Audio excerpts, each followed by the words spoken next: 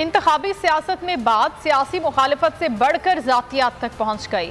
मुखालिफिन के बच्चों को भी तंज और तनकीद का निशाना बनाया जाने लगा। बात मुखालिफिन पर बराह रास्त हमलों से उनके ख़ानदान और बच्चों तक पहुँच गई है। जातियात पर मबनी इन हमलों की ताज़ा लहर में वज़ीर आज़म इमरान खान और मरियम नवाज ने एक दूसरे को निशाना बनाया। कमजोर जेलों में जाए और ताकतवर एनआरओ ले ले और बाहर जाके बैठ जाए और अपने पोते का पोलो मैच देखे कि किस तरह का वहां इंसान पोलो खेल सकता है, तो वो आपको बताएंगे कि ये बादशाहों की खेल है, ये आम आदमी नहीं खेल सकता। वहां घोड़ा रखना, पोलो खेलना बड़ा पैसा चाहिए। तो ये बताएं कि पोता जी को पास पैसा इधर से किधर से आया?